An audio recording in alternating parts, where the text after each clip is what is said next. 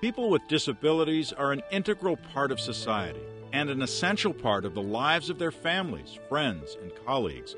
They are individuals with talents, dreams, desires, problems, and limitations, just like everyone else. However, unlike everyone else, their limitations create obstacles and challenges to everyday life.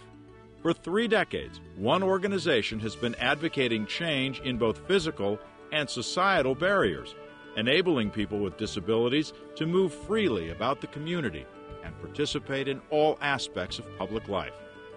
For more than 30 years, one San Diego organization has been helping individuals with disabilities get the assistance and services they need to live life as independently as possible. That organization is now known as A2I.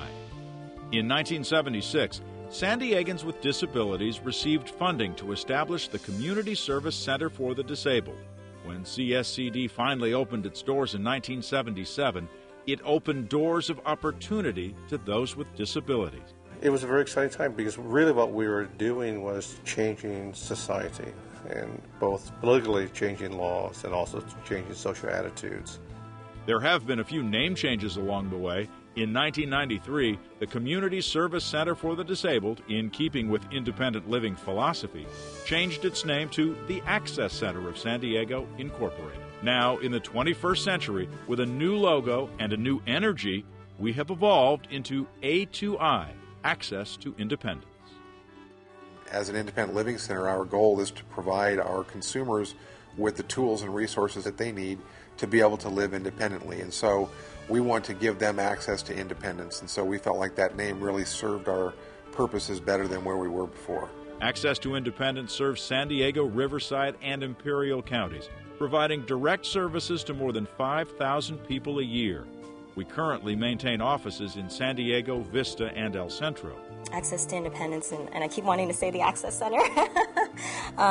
They do such a great job, very important as far as what they do in the community, very important as what they do for people like myself. It really was the launching board of my career.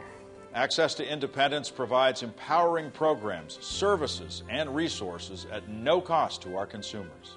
We offer 13 free programs, including counseling, information and referral, housing options, personal assistance services, peer counseling, independent living program, client assistance program, volunteer program, systems advocacy, and assistive technology. Whatever their goal is, there may be certain assistive devices that will eliminate the limitations set by their disability.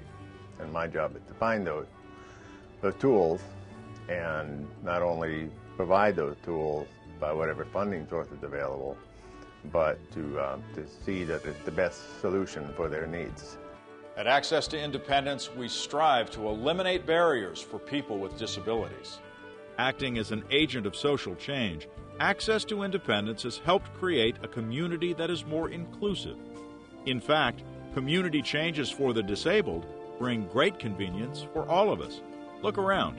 Curb cuts and ramps, bigger stalls in bathrooms, automatic doors. They benefit everyone from moms with baby carriages to deliverymen with hand trucks.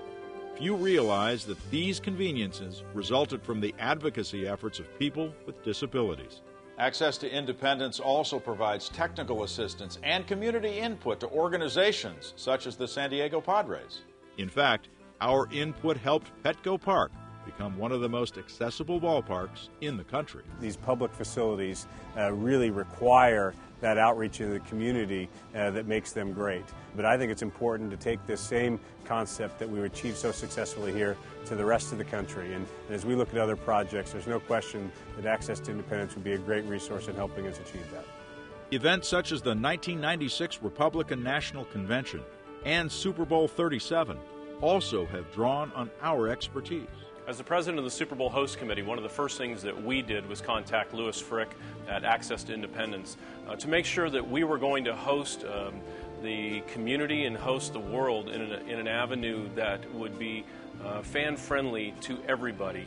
And that ranged from events that we hosted to meetings that we hosted to getting ready for the game itself. We wanted to make sure everybody was going to be able to have a good, enjoyable experience. For more than 30 years, Access to Independence's mission has remained constant: to help individuals with disabilities get the assistance and services they need to live life as independently as possible, to advocate change in both physical and societal barriers, enabling people with disabilities to move freely about the community and participate in all aspects of public life. Access to Independence, San Diego's resource for people with disabilities.